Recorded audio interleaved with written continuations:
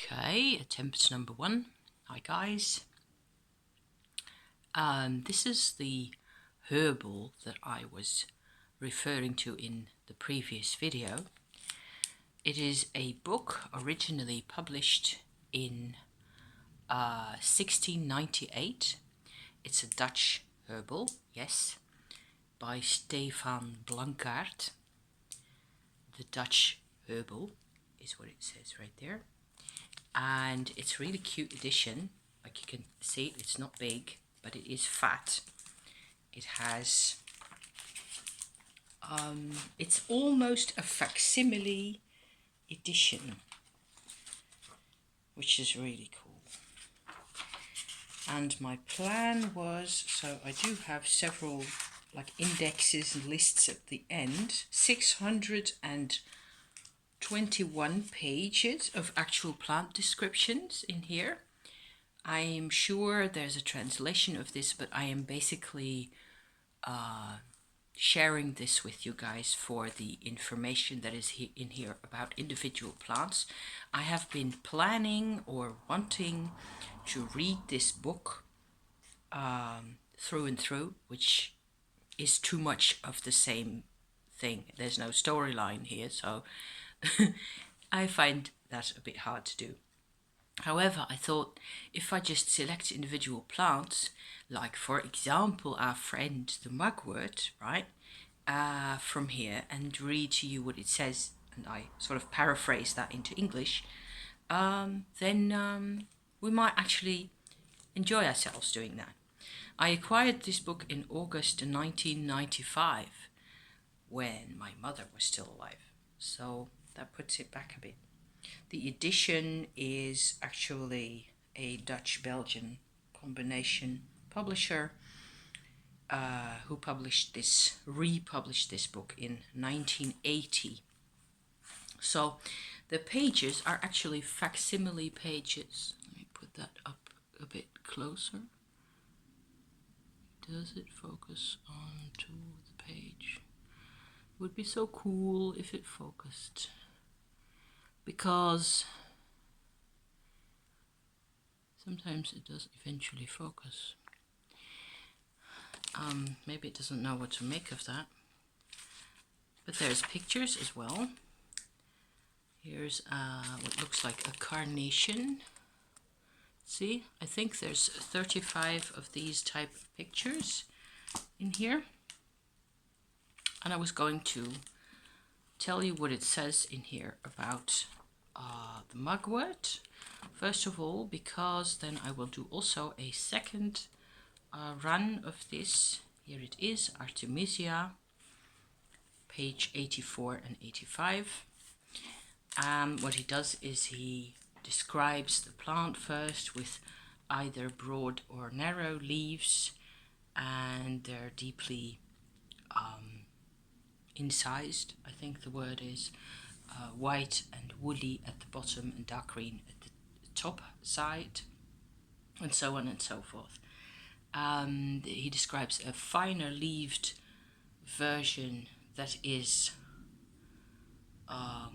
in his interpretation, of course, because this is the 17th century, so they're actually working with what they got.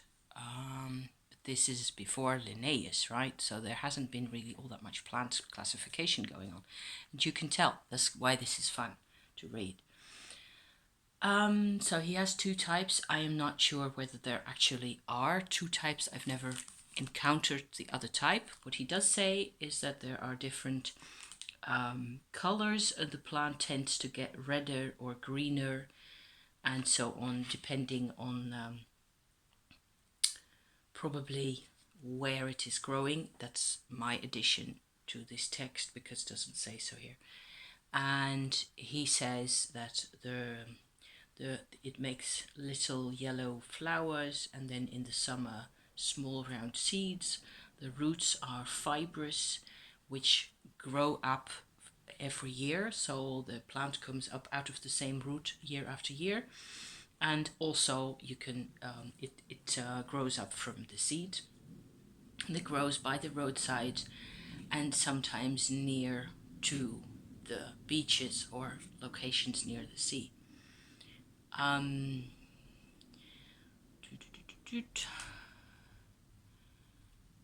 There's a difference in how the plants, the two types of plant look. Trying to compare here, but there's not really all that much difference. It says that the smaller, probably finer type of mugwort grows in the yards and gardens, and he says, I have never seen it, as far as I can remember, in the wild, but that one grows in Germany, Bohemia, Austria, etc. in the wild. And here it says bijvoet, which is close to the foot in Dutch, okay, which is the Dutch name of the Artemisia plant, the mugwort. It is the scent and flavor are fainter than that of wormwood, which is the other one that I want to go into in a bit, but looks a lot like it. The flowers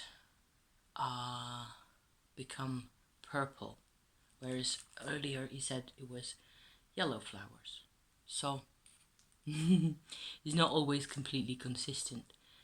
And he says also that the flowers tend to hang down, and that the wormwood plant doesn't do that. Both of these mugwort species have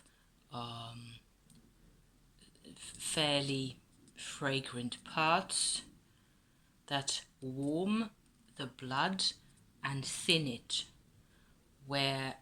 which is why it was used a lot against the menstrual periods being, lagging, so to provoke menstrual bleeding and bleeding during birthing, and to expel the afterbirth. And they used to boil the plant to drink that with or without other agents added to that. They're used in foot baths, and there was also a salt that was burnt from the herb, which then makes for sweating. So there's more description here. And the woolliness on the underside of the leaves is scraped off, and that is what is used by the Chinese as moxa in order to burn on painful parts in the body. So everyone who don't know what moxa is, you can Google that really easily. It's a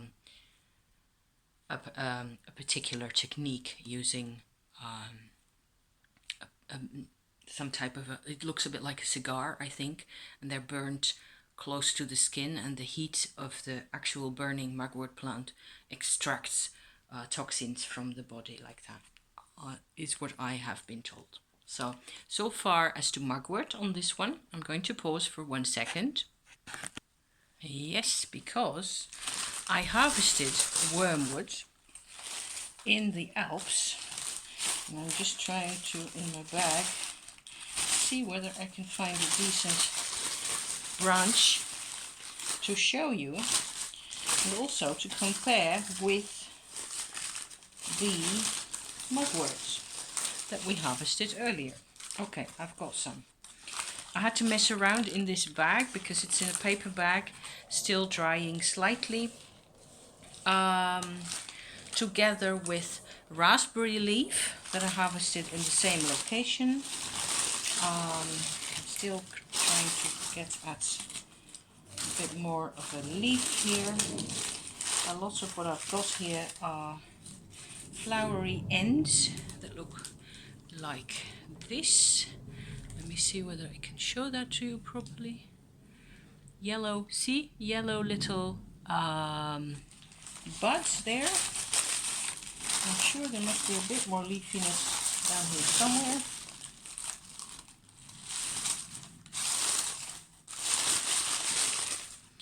Hang on a second. Okay, so this is what the wormwood actually looks like. Let me grab a darker book here so I can hold it up against that. See how fine that is? It's really fine, almost white, gray, green, very thin leaves, and it smells amazing. I always find this particularly invigorating. This stuff, wormwood, I think does not grow in the Netherlands in the wild at all anymore, because I found in my book that he says that wormwood, which has a different name in our language, again because duh, old languages, you know, it likes to grow in barren and unplowed, heather-like lands. So in areas outside of towns and outside of places where farmers, you know, work with the land. And this is the end of the 17th century that he's talking about. By now, all of the Netherlands has been touched by the plough at one point or another, and most of it gets ploughed over all the time. So to compare it with, this is mugwort, the way that looks in real life. I'm going to stick the book behind it again. Hopefully that helps. See how that is a lot more green.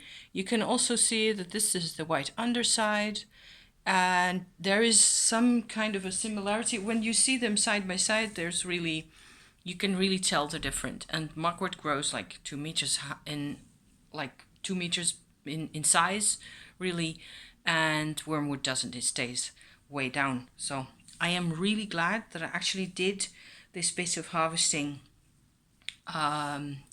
the wormwood also, and also the raspberry leaf, which I will show you also for good measure, because also the raspberry leaf also has a white underside. See? Like that. And this is a heart tonic, quite a gentle heart tonic, and I will probably use these two together as is, because this contains all this really great clean mountain goodness as I found it. There was a bit of wormwood growing by the path as we were going. I will have a video for you guys at some point, not so much of the walk, but of rock carvings that we found. So I thought there was a couple more interesting bits about the wormwood in here in my book. It says about the wormwood that the fragrant particles in the wormwood serve for several inner ailments, especially those that are a consequence to having too much mucus or phlegm. And of course, that's how they looked at medicine in those days, with the 4 temperaments, don't we know? So they use it for people who have not enough or too much gall, and it has to do with that. And it is softening for the belly, which is useful. And what I thought was really cool was this herb, through its bitterness, reorders and relocates the particles in the blood completely. And that's one of those little nuggets that I go like, okay, how did you get to that? You know, it's cool. And therefore, this herb is particularly useful for all types of fevers. So I thought that was really clever to think of also fevers as a consequence of a certain organization in the blood as it goes through the body.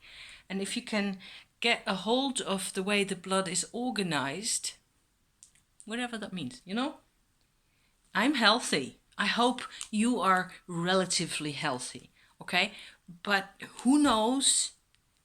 Probably what I would advise to do after all this, there's lots more, but I'm going to leave it at that. There's also several subspecies of wormwood in here.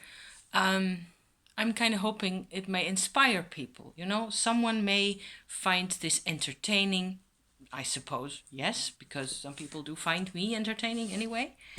But also it may, you know, often things tend to be synchronistic at some point. You hear me talk about this and then a day later or so you're in a shop and there's wormwood and you go, hey, that's what I just heard a vlog on, and then you smell it, and because you wouldn't have smelt it if you hadn't heard me talk about it, possibly, is one idea, you know?